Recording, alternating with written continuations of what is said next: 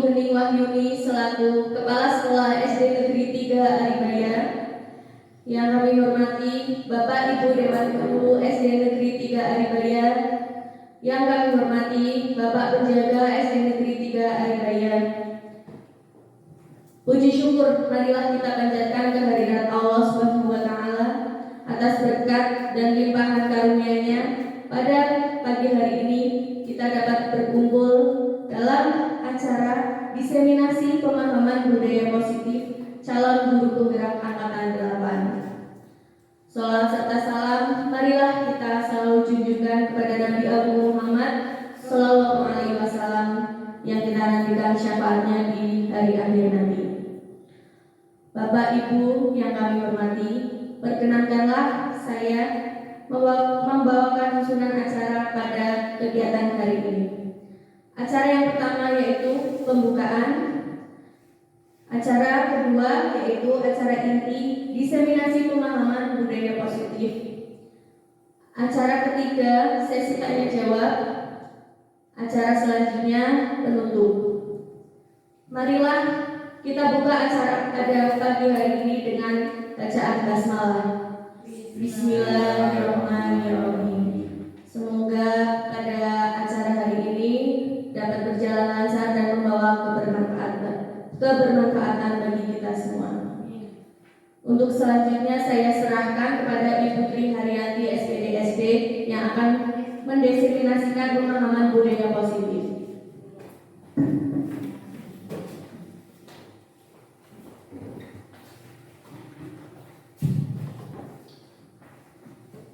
Bismillahirrahmanirrahim. Assalamualaikum warahmatullahi wabarakatuh. Kepada Ibu Hening Wahyuni SPDSD selaku Kepala Sekolah SD Negeri 3 Aribaya yang saya hormati, kepada Bapak Ibu Dewan Guru SD Negeri 3 Aribaya yang saya hormati, serta tidak lupa pula kepada Bapak Penjaga yang saya hormati pula. Marilah kita panjatkan syukur kepada Allah Subhanahu wa taala karena pada kesempatan kali ini kita bisa berkumpul bersama di ruangan ini, insyaallah untuk pemaparan atau diseminasi penyebaran pemahaman penerapan budaya positif pada kesempatan kali ini. Kemudian pada kesempatan kali ini juga saya merasa atau berterima kasih sekali kepada Bapak Ibu semua. Salam dan sholawat marilah kita sanjungkan kepada junjungan kita Nabi Muhammad Sallallahu Alaihi Wasallam. Dan semoga kita termasuk umatnya yang mendapat syafaat di yaumul akhir. Amin.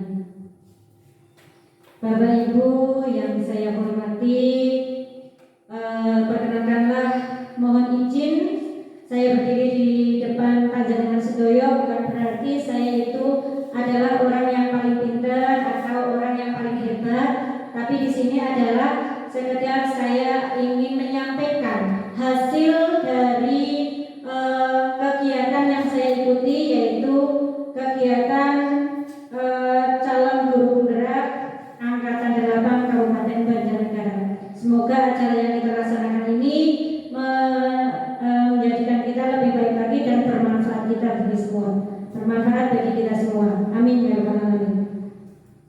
Terima kasih Bapak Ibu semua.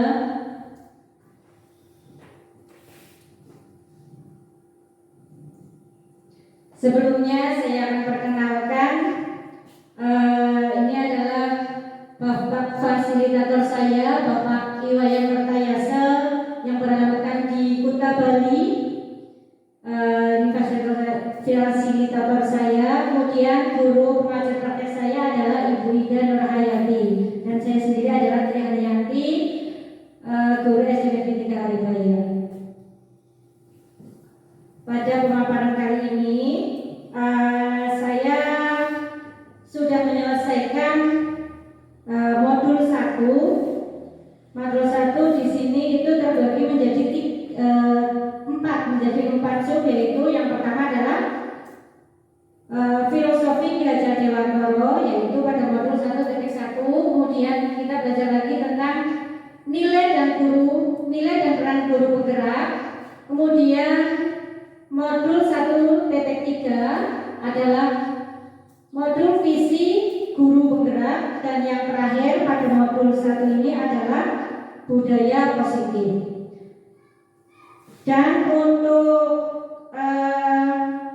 ini sebenarnya adalah fokusnya atau di dalam modul 1 ini adalah mendapat atau ada keterkaitan antar materi, mulai dari filosofi Ki Hajar Dewantara sampai dengan budaya positif itu ada keterkaitan atau tujuan. Ini pada dasarnya untuk modul 1 ini adalah yang kita tujukan adalah tentang budaya positif. Diawali dari pemikiran Ki Hajar Dewantara, kemudian dilanjutkan setelah kita mengetahui tentang apa itu pemikiran Ki Hajar Dewantara tentang pendidikan, kemudian dilanjutkan dengan bagaimana sih peran nilai dan peran guru penggerak. Kemudian apa sih sebenarnya setelah kita mempunyai nilai, peran, kemudian visi dari guru penggerak sendiri apa, dan terakhir adalah visi yang kita buat itu kita untuk mencapai budaya positif. Nah, inilah tentang filosofi Ki Hajar Dewantara untuk modul 1.1. Menurut Ki Hajar Dewantara, pendidikan itu pendidikan yang menuntun. Apa itu pendidikan yang menuntun? Pendidikan yang menuntun adalah segala kekuatan kodrat yang ada pada diri anak. Kodrat dalam diri anak itu apa saja? Yaitu kodrat alam dan kodrat zaman, agar mereka mencapai keselamatan dan kebahagiaan setinggi-tingginya. Di sini yang saya ulas adalah kodrat alam dan kodrat zaman. Jadi gini, pada dasarnya anak itu mempunyai kodrat masing-masing. Setiap anak mempunyai sesuatu yang berbeda. Itu dari alamnya, dari sananya, Tuhan yang menciptakan. Oleh karena itu kita kita mencoba untuk menuntun mereka sesuai dengan dirinya, tapi kita tuntut menjadi lebih baik dengan keadaan mereka. Bukan dipaksakan harus seperti saya, harus seperti ini, itu tidak. Itu kodrat alam. Kemudian kodrat zaman itu adalah keadaan kita sekarang. Kita mungkin karena kita umurnya sudah lebih tua dulu ya, atau kita lebih mengetahui dulu, tidak bisa kita ajarkan pendidikan zaman sekarang dengan zaman dulu kita. Kalau anak-anak sekarang sudah mahir menggunakan komputer, menggunakan internet, beda dengan sekolah kita zaman dulu yang masih menghitung kerikil, masih menghitung lidi dan sebagainya. Sudah tidak bisa diterapkan lagi seperti itu, atau mungkin kita perlu variasi baru. Makanya kita harus menuntun anak didik kita sesuai dengan kodrat alam mereka dan kodrat zamannya sekarang. Jangan dipaksakan harus menyesuaikan kodrat kita atau zaman kita dulu gitu. Kemudian yang kedua, menurut Ki Hajar Dewantara, pendidikan itu menghamba kepada murid.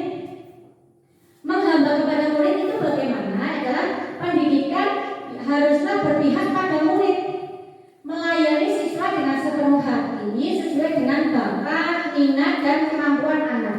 Jadi kita tidak boleh mengajarkan anak sesuai keinginan saya.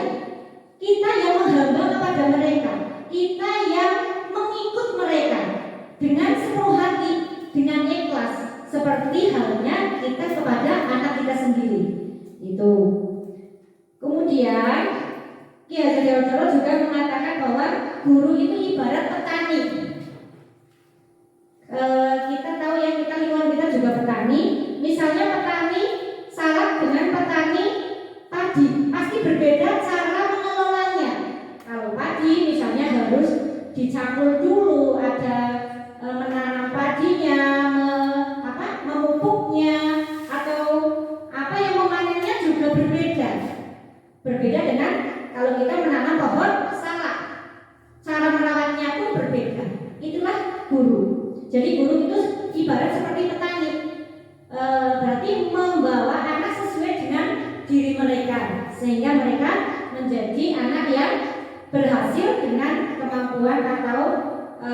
diri mereka sendiri.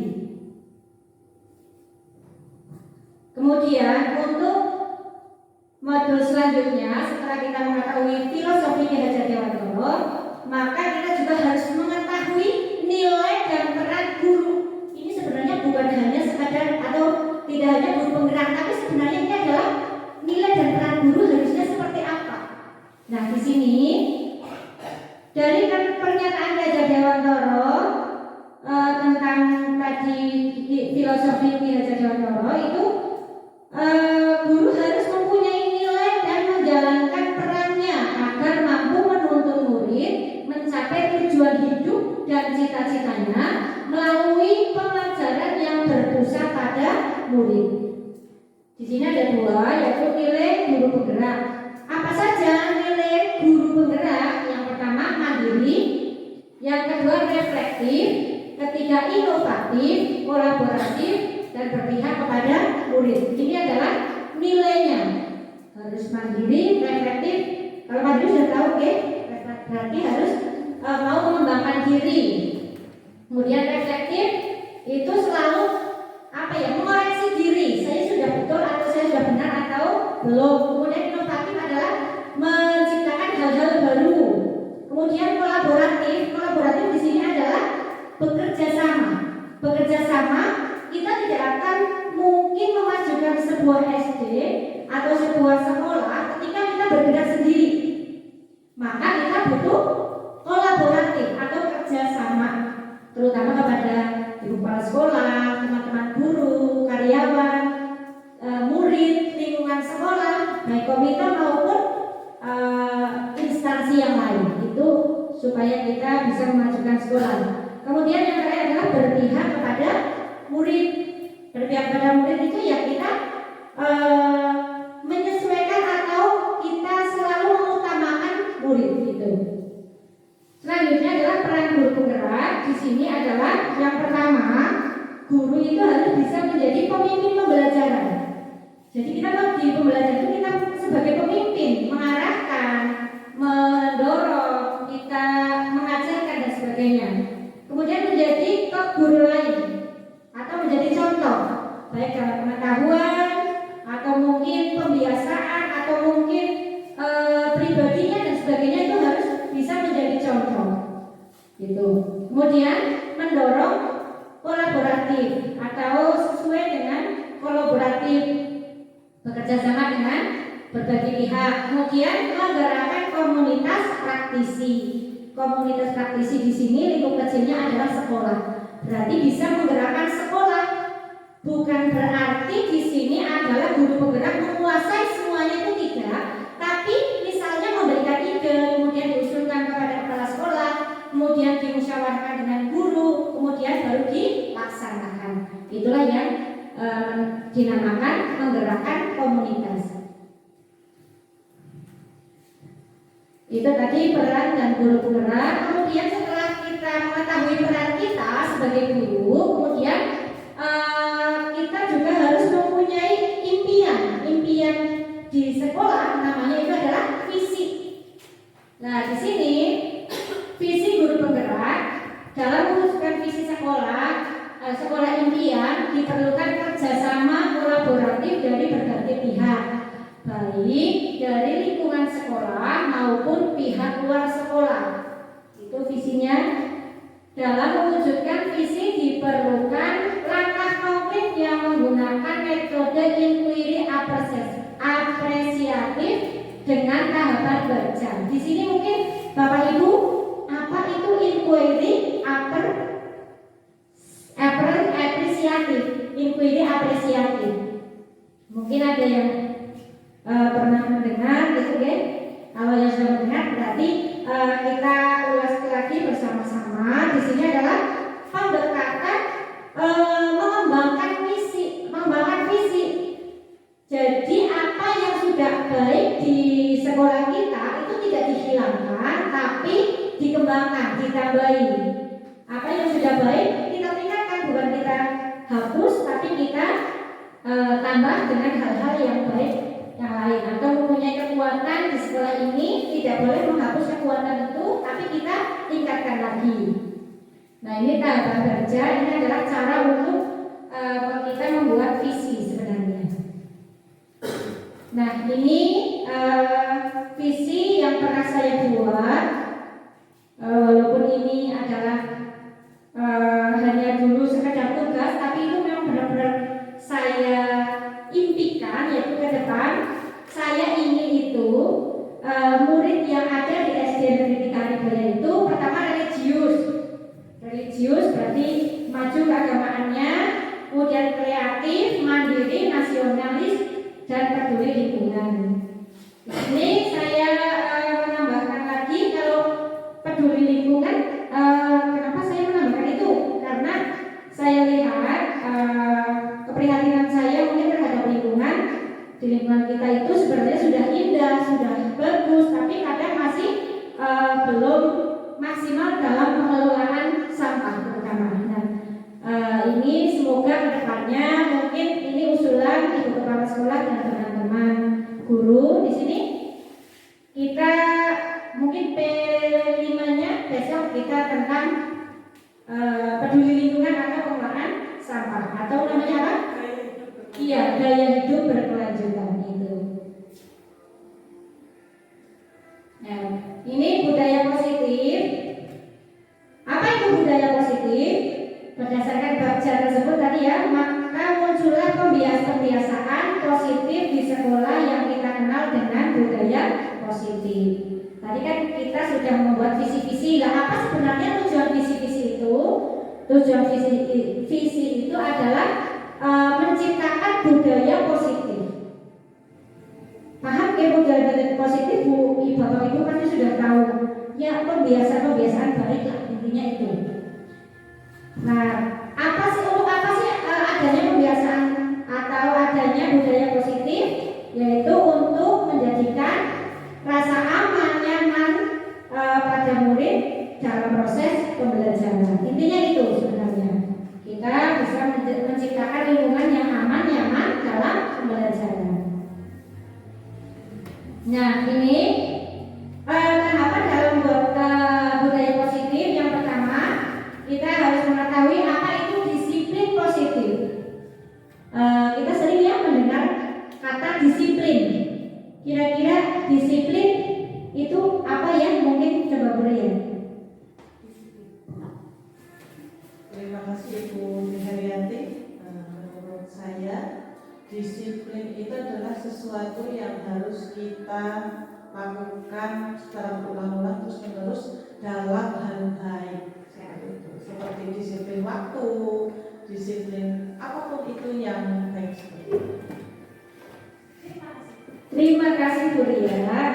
Disiplin. Kita sering mengaitkan antara disiplin itu tentang disiplin menaati peraturan deh, biasa deh kuliah menaati peraturan. Semua peraturan itu namanya disiplin, baik disiplin waktu, disiplin berpakaian, disiplin apa saja itu kalau kita kaitkan dengan peraturan itu namanya disiplin. Ya, disiplin positif di sini adalah pendekatan pendidikan anak untuk melakukan kontrol diri dan pembentukan kepercayaan diri. Ini yang pertama yang dibahas pada modul budaya positif. Yang kedua adalah nilai-nilai kebajikan. Apa itu nilai kebajikan? Nilai kebajikan kan sama saja dengan kebaikan. Jadi sama lah ya, kebaikan lah. Kita itu berarti nanti setelah kita tahu apa itu disiplin positif, kita bisa memberikan atau menerapkan kepada anak itu beberapa nilai kebaikan. Contoh nilai kebaikan itu misalnya gotong royong, disiplin itu namanya nilai kebaikan atau nilai kebajikan. Yang ketiga adalah kebutuhan hidup manusia. Sebenarnya setiap manusia itu dia mempunyai kebutuhan. Yang paling jelas itu kebutuhan. Kalau ditanya kebutuhan manusia itu apa? Jawabannya biasanya makan, minum, pakaian. Nah itu juga betul, benar itu. Salah satunya di sini itu makan, kemudian kemudian berpakaian itu berarti termasuk bertahan hidup. Kalau kita tidak makan kan kita mati, nah itu makannya bertahan hidup. Kemudian kita berlindung di rumah itu juga bertahan hidup. Nah, selain itu juga selain bertahan hidup, kita juga butuh apa? Yang kedua adalah kasih sayang dan rasa diterima. Ya, kasih sayang kita juga butuh. Kemudian penguasaan, kita juga butuh penguasaan baik terhadap diri kita dan orang lain, kita itu butuh. Misalnya kita terhadap anak kita punya keinginan untuk menguasai, itu adalah kebutuhan. Kemudian kebebasan dan kesenangan itu. Nah, dalam peran kita untuk melaksanakan budaya positif, di sini kita itu perlu ada posisi kontrol pada diri kita. Kita sebagai guru itu, begini dulu. Kita kalau di sekolah biasanya untuk menertibkan anak-anak kita itu biasanya kita mempunyai apa nih Bapak Ibu guru? Punya apa dalam kelas biasanya atau di sekolahan supaya anak-anak disiplin, anak-anak itu mengikuti kita biasanya apa? Ada sanksinya. Belum sama.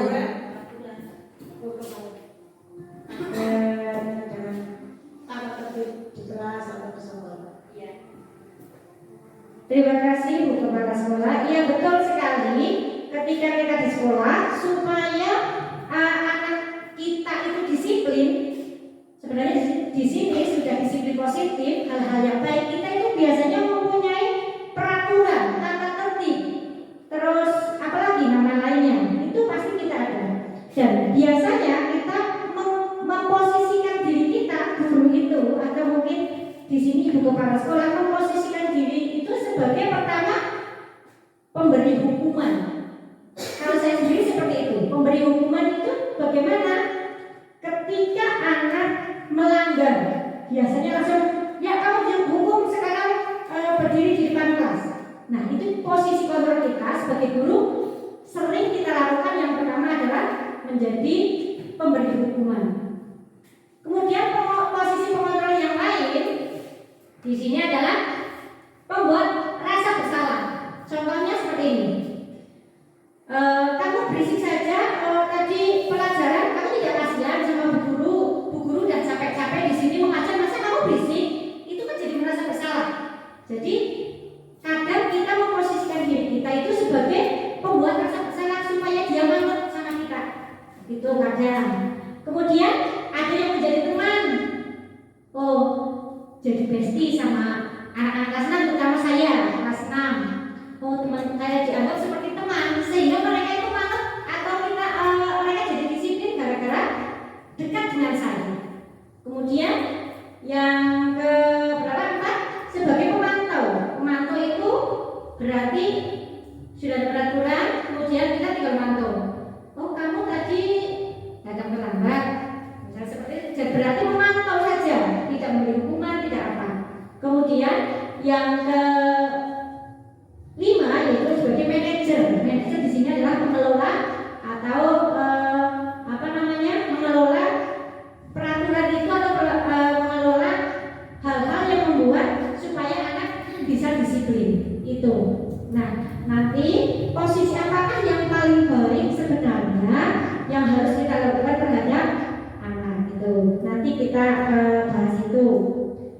Yang selanjutnya adalah adanya segitiga restitusi. Di sini segitiga restitusi itu untuk apa?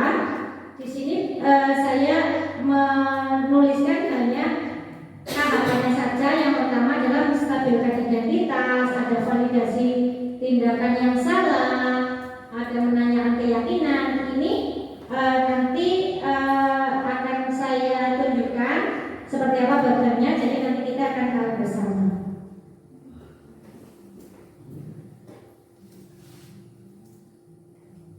Nah, ini adalah disiplin positif menurut Ki Hajar Dewantara. Di mana ada kemerdekaan, disitulah harus ada disiplin yang kuat. Sungguh pun disiplin itu bersifat self disiplin, yaitu kita sendiri yang mewajibkan kita Tetapi itu sama saja, sebab jikalau kita tidak cakap melakukan self disiplin, wajiblah penguasa lain yang mendisiplinkan diri kita. Dan peraturan demikian itulah harus ada di dalam suasana yang merdeka. Suasana merdeka itu suasana yang tidak terpaksa. Nah ini, di sini diterangkan oleh Bapak Ki Hajar Dewantoro, sebaik-baiknya itu adalah disiplin dari diri kita, itu yang luar biasa dari dalam diri kita. Tapi andai kata itu tidak bisa, misalnya seperti saya, harus ada orang lain yang mendisiplinkan saya, dan saya harus ikhlas, harus menerima, harus merdeka. Pikiran kita seperti itu boleh seperti itu. Kemudian ada yang kedua, ini juga masih dari Bapak Ki Hajar Dewantoro. Ini dari dengan bahasa Jawa, mardika iku jarwanya noramu lepasing pamreh, nggih uga kuat kuwasa amandiri priyangga. Artinya itu merdeka itu artinya tidak terlepas dari perintah. Oh, ini mau merdeka betul kasih perintah, bukan itu. Tapi cakap buat memerintah diri sendiri. Orang yang merdeka itu bukan karena bebas dari perintah, tapi memerintah diri sendiri.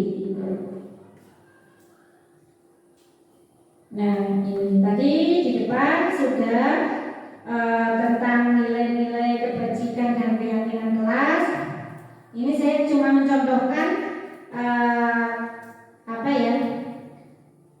contoh-contoh dari nilai kebajikan yang kita bisa tanamkan di kelas secara lingkup kecilnya atau mungkin sekolah di lingkup luasnya. Yang pertama adalah beriman, dan kalau nilai dari profil pelajar Pancasila itu ada 6, yaitu beriman dan bertakwa kepada Tuhan Yang Maha Esa. Ini contoh. Ini juga termasuk nilai kebajikan: mandiri, bernalar kritis, berkebinekaan global, bergotong royong, kreatif. Itu adalah contoh juga nilai kebaikan. Ini juga saya tulis di sini contoh kebajikan yang lain, yaitu contoh kebajikan dari 9 pilar karakter atau Indonesia IHF itu juga contohnya. Tertulis di sini ada beberapa nilai kebaikan atau nilai kebajikan, bisa dibaca Bapak Ibu. Ada cinta Tuhan dan segenap ciptaannya, mandirian, tanggung jawab. Itu adalah contoh-contoh nilai kebajikan. Dan nilai kebajikan ini kita nanti terapkan atau kita tuliskan, kita berikan kepada anak, yaitu dalam apa? Dalam kita membuat keyakinan kelas, gitu ya. Jadi di sini budaya positif itu sebenarnya adalah bagaimana kita menjadikan anak-anak itu melakukan hal-hal baik, tapi dari dalam diri mereka masih merasa merdeka, mereka masih merasa tidak dipaksa, tapi mereka melakukan hal-hal baik. Intinya itu dengan cara sukarela. Itu bagaimana? Itulah tugas kita. Nah, langkah yang pertama adalah kita membuat keyakinan kelas. Nah, ini yang penting sekali untuk kita. Ini pun mungkin hal baru bagi saya, karena dulu saya tidak mengetahui apa itu keyakinan kelas. Makanya di sini saya bertanya kepada Bapak Ibu dan diri saya sendiri, kenapa sih kok keyakinan kelas bukannya peraturan kelas? Kira-kira kenapa? Apa bedanya keyakinan kelas dan peraturan kelas? Mungkin ada Bapak Ibu yang mau menjawab keyakinan kelas atau apa sih bedanya itu? Mungkin Bu Tiari mungkin bisa pendapat Bu Tiari tentang mengapa sih kok dinamakan gitu ya keyakinan kelas, bukan seperti dulu saja namanya peraturan kelas gitu. Mungkin kalau pakai Ibu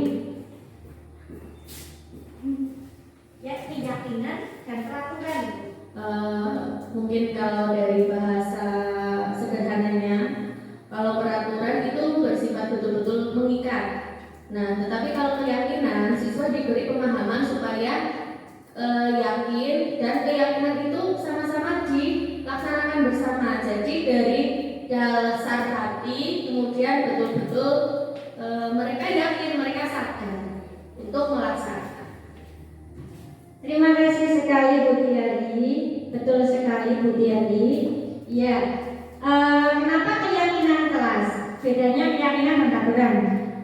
Saya contohkan, misalnya ini, orang naik sepeda motor pakai helm.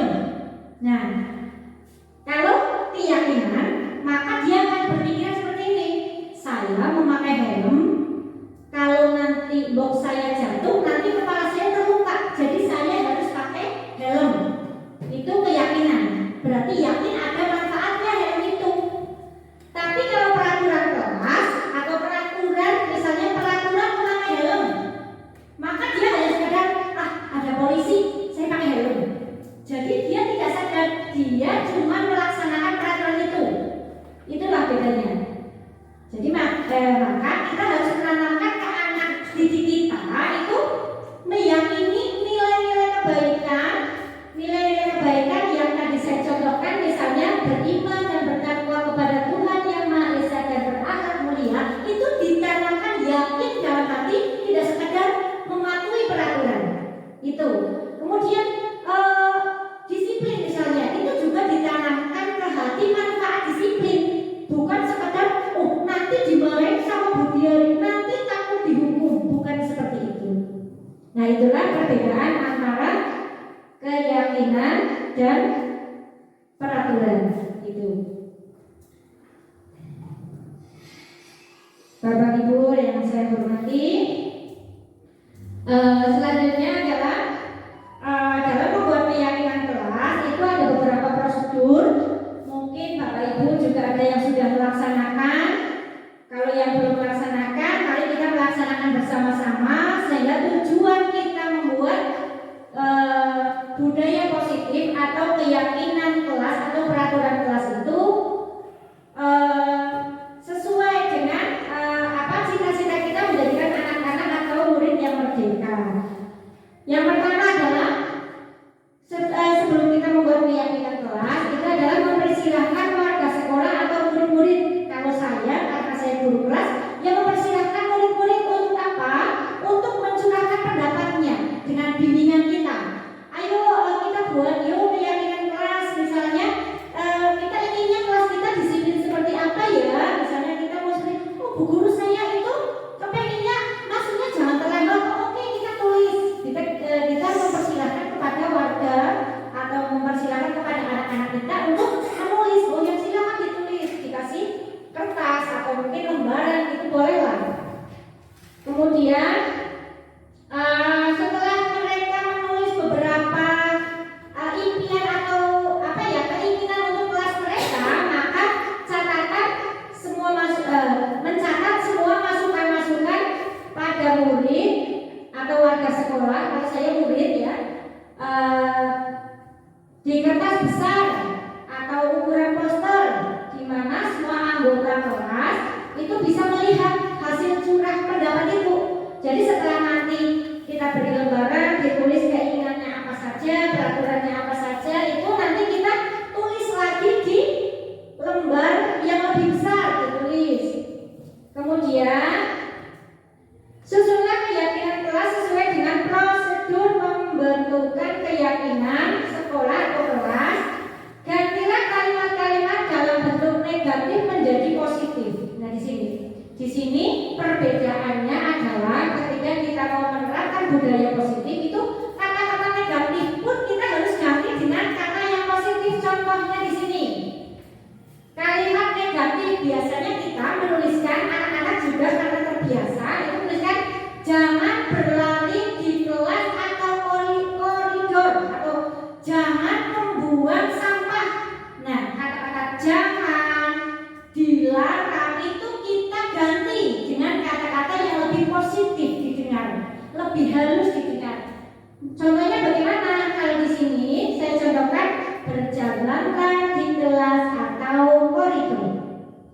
Beda deh. Jangan berlari di kelas atau koridor, ada jangannya. Kemudian yang bawah kita ganti, jangan berlari, kan sama saja berjalan. Diganti berjalanlah di kelas atau koridor. Kemudian misalnya kata yang negatif itu jangan membuang sampah sembarangan. Kita buat jadi kalimat positif. Mungkin betul sekali Bapak Ibu. Buanglah sampah pada tempatnya. Itu kita buat seperti itu dalam keyakinan kelas. Jadi jangan misalnya jangan merokok. Nah, kalimat positifnya bagaimana? Merokoklah di tempat yang Terima kasih sudah tidak merokok. Nah, itu contohnya. Boleh seperti itu. Itu contoh merubah kalimat negatif menjadi kalimat positif dalam keyakinan kelas. Kemudian tinjau kembali daftar curah pendapat. Nah, itu kita nanti seleksi lagi, itu kan banyak sekali macam-macam tulisannya. Seperti kelas saya terlambat saja ada yang jangan datang terlambat, datang tepat waktu, jangan masuklah jangan masuk setelah bel, itu kan sama. Maka kita buat satu kalimat yang memuat itu semua, tapi dengan satu kalimat yang positif. Berarti datang tepat waktu, misalnya seperti itu. Misalnya jangan buang sembarangan, jangan buang sampah sembarangan. Kemudian buanglah sampah pada tempatnya. Kita nanti buat lagi kalimat positif bagaimana. Kayak gitu kita seleksi lagi. Ini sudah tadi ya, contoh berjalan di kelas dengan guru datanglah. Oh ya ini. Nah, beberapa keyakinan kelas di sini dicontohkan ya. Ini ada contoh berjalan di kelas, berjalanlah di kelas, dengarkan guru, datanglah tepat waktu. Ini ya, pelajaran ini ada beberapa kalimat positif ini, maka dia itu masuk dalam kata di payung ini ya Pak, masuk dalam satu payung, yaitu keyakinan kelas saling menghormati. Maksudnya kayak gini. Ini tadi kan baru kalimat positif. Nah, kalimat positif itu nanti dituliskan atau disempitkan lagi menjadi kalimat atau kata kebajikan di sini nanti. Contohnya di sini tadi ya. Berarti ini contoh ada kalimat berjalan di kelas, dengarkan guru, datanglah tepat waktu. Ini biasanya anak-anak tulisannya seperti ini. Maka kita harus membawa mereka atau mengarahkan itu. Oh iya, kita ini berarti itu keyakinannya adalah apa ya anak-anak? Misalnya berarti saling menghormati atau nilai kebajikannya adalah hormat. Berarti seperti itu. Jadi keyakinan inilah yang dimasukkan dalam daftar yang disepakati. Kegiatan ini juga merupakan pemahaman untuk peraturan dan keyakinan sekolah atau kelas. Jadi nanti itu ada yang namanya nilai kebajikan yang dianut atau yang diyakini bersama. Itu ya. Nah, setelah nanti ditulis di kertas yang besar itu nanti supaya mereka benar-benar yakin dengan peraturan itu, maka mereka diadakan atau kita adakan tanda tangan bersama. Diadakan tanda tangan, kita sepakati bersama, di bawah kita tanda tangan bareng-bareng. Jadinya tidak hanya sekedar murid yang melaksanakan itu, tapi gurunya juga seperti itu. Sebagai bapak ibu guru juga itu melaksanakan peraturan yang ada di dalam kelas mereka. Kita sepakati bersama, yuk kita tanda tangan bareng-bareng di bawah keyakinan kelas kita, seperti itu.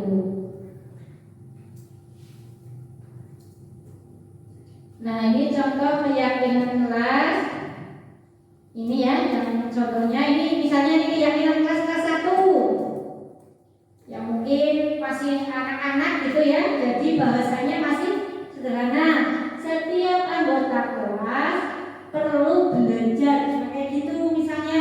berarti tidak boleh kalau di rumah main saja. Nanti apa maksudnya? Penjabarannya seperti itu. Berarti kalau dia tidak mau belajar, dia berarti melanggar keyakinan kelas gitu. Kemudian ada lagi, setiap anggota kelas perlu senang. Jadi dengan perlu senang itu apa namanya? Nilai kebajikan perlu senang itu berarti penjabarannya bagaimana? Tidak boleh nakali kancane. Itu termasuknya berarti sudah melanggar perlu senang. Tidak boleh apa ya? Membuli temannya, tidak boleh malah misalnya kadang-kadang kan anak-anak Bu guru peraturannya tidak boleh malah Bu, tidak boleh minta uang ke temannya, tidak boleh ngaloti. Nah itu berarti masuk ke dalam perlu senang karena semua butuh senang dan seterusnya. Itu.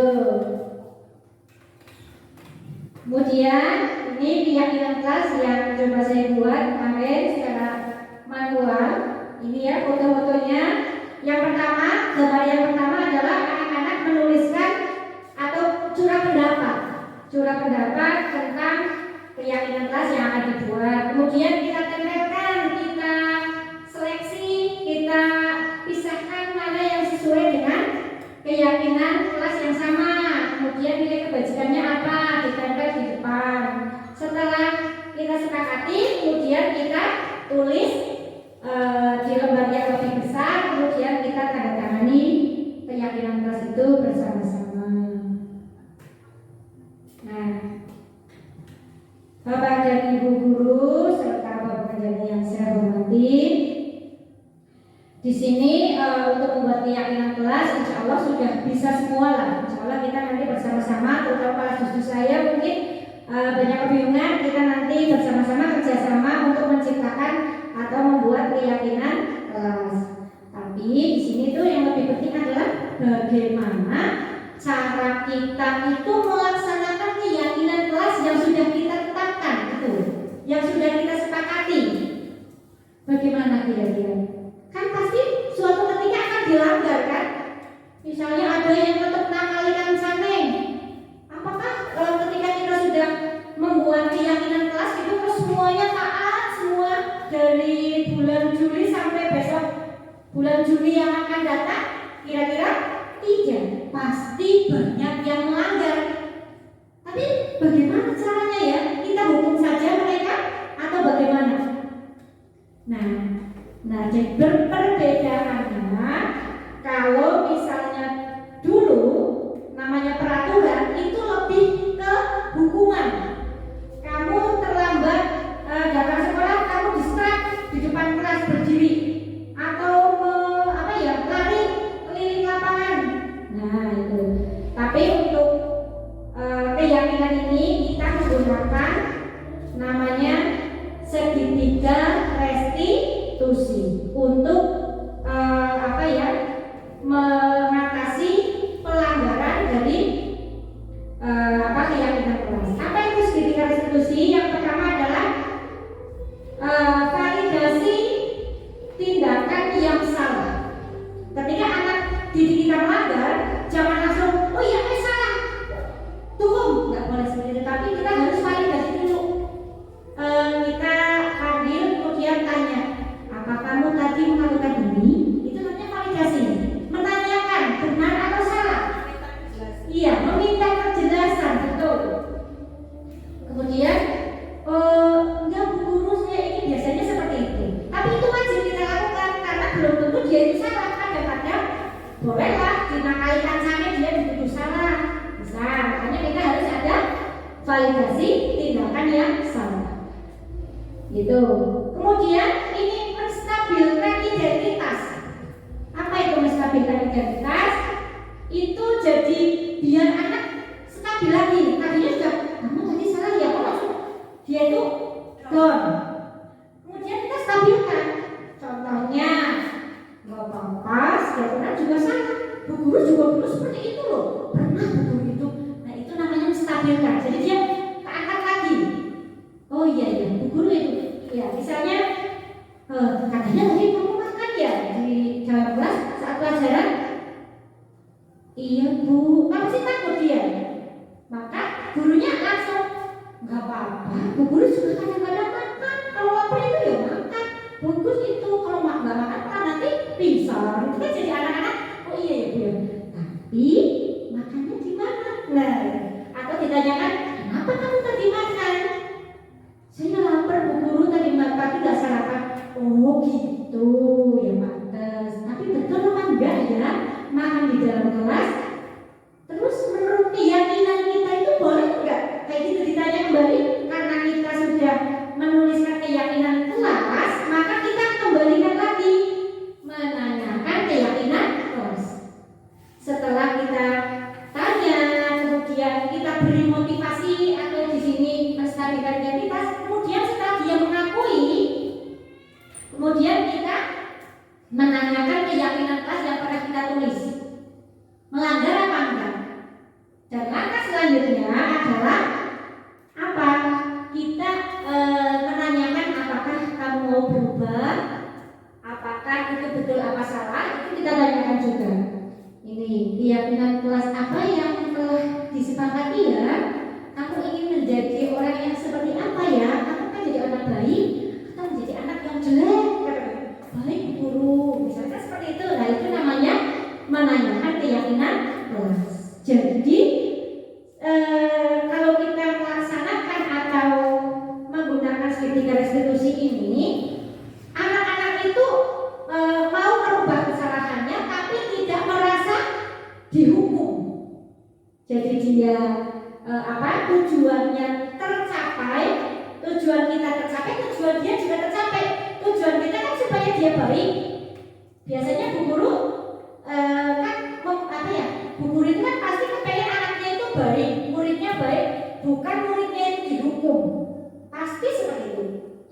Tujuan kita itu menjadikan anak kita baik, bukan menjadikan anak kita dihukum. Nah, oleh karena itu tujuan kita tercapai, anak pun tidak merasa dihukum. Itu. Nah, ini tadi segitiga restitusi. Nah, itu tadi sedikit pemaparan dari saya tentang budaya positif. Semoga apa yang saya sampaikan kita bisa laksanakan bersama-sama, karena di sini saya tidak bisa sendiri. Saya butuh kerjasama dari Bapak Ibu, dari Ibu Kepala Sekolah, dari semua untuk memajukan sekolah kita bersama-sama. Ya, dari hal lingkup yang paling kecil, dari kelas kita masing-masing, nanti dari kelas kita itu akan menjadi satu, menjadi sekolah yang lebih baik lagi. Amin. Mungkin itu saja dari saya. Waktu selanjutnya saya serahkan kepada Ibu Tiari sebagai pembicara sekaligus moderator. Terima kasih. Baik Bapak Ibu semuanya, setelah kita dengarkan diseminasi dari Ibu Tri Haryanti, sudah lebih terbuka ya wawasan kita. Oke, baik, untuk selanjutnya langsung saja kita lanjutkan ke sesi tanya jawab. Monggo Bapak Ibu, kami beri kesempatan untuk bertanya tentang materi yang telah disampaikan oleh Ibu Tri Haryanti. Boleh juga menanggapi, berkomentar. Monggo Bapak Ibu. Oke, Ibu Ria Setiawati. Terima kasih Ibu Tri Haryanti. Nama saya Ria Setiawati dari SD Negeri 3 Libaya. Akan memberikan sedikit tanggapan dari pemaparan Ibu Tri Haryanti bahwa sebenarnya diseminasi dan segitiga restitusi itu sudah kita jalankan, kita laksanakan, tapi memang ada nama ilmiahnya seperti itu, yang memang bagi saya itu hal yang baru. Tentang keyakinan kelas itu juga dulu peraturan kelas seperti itu, terus ada juga tentang tata tertib seperti itu yang membuat kita dan anak kita itu disiplin seperti itu. Memang betul keyakinan kelas itu menjadikan kita lebih tahu, lebih paham mengenai apa itu keyakinan kelas, peraturan kelas yang tidak hanya terpaksa kita lakukan, tapi dapat kita jalankan dengan sebaik mungkin semua warga sekolah dan anak-anak kita semua. Terima kasih. Menurut saya diseminasi atau pemaparan yang disampaikan Ibu Tri Haryanti itu sangat baik, ya. Terima kasih. Nah, seperti itu. Terima kasih Bu Ria Setiawati atas tanggapannya. Betul sekali yang tadi disampaikan Bu Ria, bahwa sebenarnya kita tuh sudah melaksanakan semua itu sudah dari zaman dahulu. Zaman saya masih SD sudah ada peraturan kelas, ada disiplin, ada, tapi cuma sekarang kita itu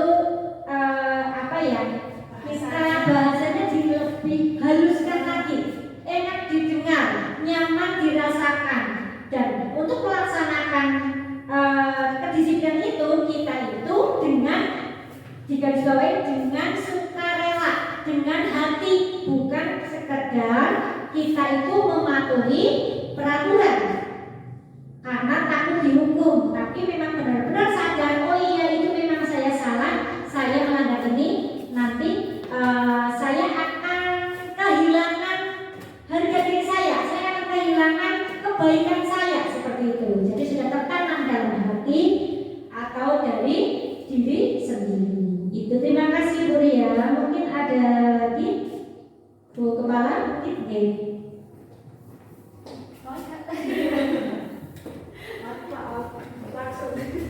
Assalamualaikum warahmatullahi wabarakatuh.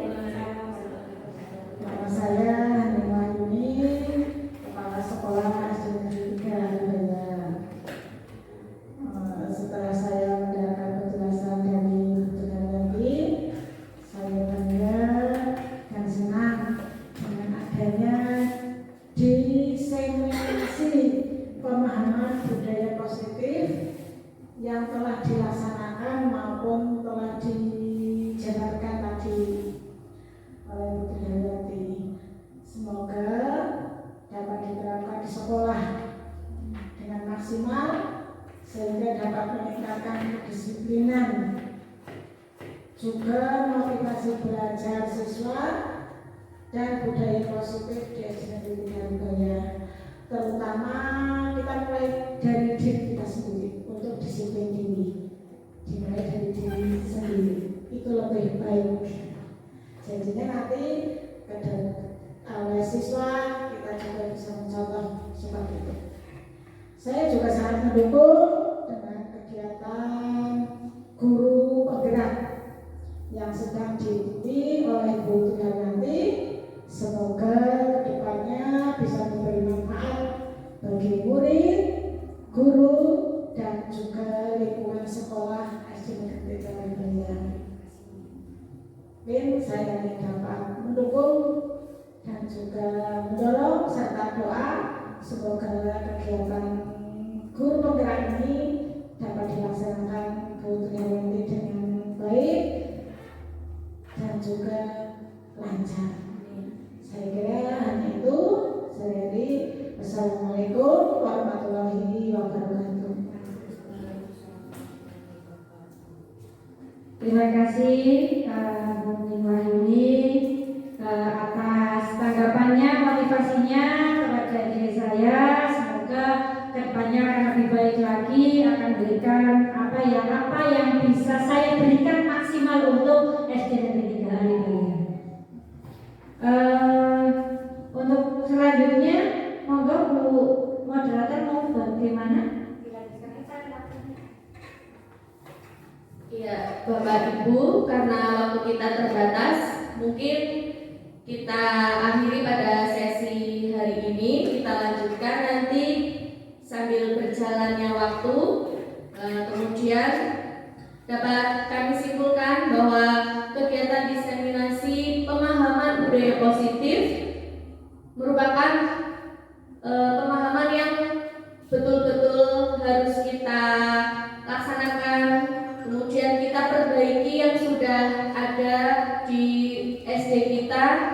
kita tingkatkan lagi budaya positif kita, kemudian saling bekerja sama antar guru maupun murid. Mungkin itu saja.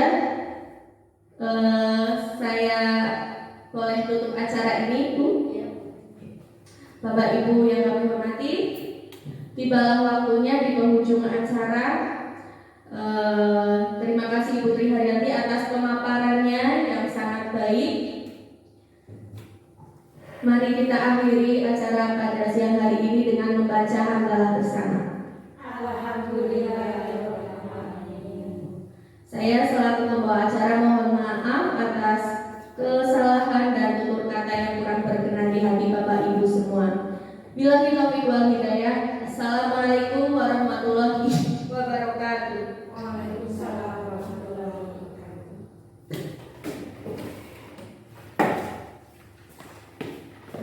Assalamualaikum warahmatullahi wabarakatuh. Nama saya Hening Wahyuni, Kepala SD Negeri 3 Aribaya. Saya bangga dan senang dengan adanya diseminasi pemahaman budaya positif yang telah dilaksanakan oleh Bu Tri Haryanti. Semoga dapat diterapkan di sekolah dengan maksimal sehingga dapat meningkatkan kedisiplinan, motivasi belajar siswa dan budaya positif di SD Negeri 3 Aribaya. Saya juga sangat mendukung dengan kegiatan guru penggerak yang sedang diikuti oleh Bu Tri Haryanti. Semoga memberi manfaat bagi murid, guru, dan lingkungan sekolah SD Negeri 3 Aribaya. Demikian. Assalamualaikum warahmatullahi wabarakatuh. Assalamualaikum warahmatullahi wabarakatuh. Nama saya Ria Setiawati, guru SD Negeri 3 Aribaya. Menurut saya, diseminasi pemaparan yang disampaikan oleh Ibu Tri Haryanti itu sangat baik.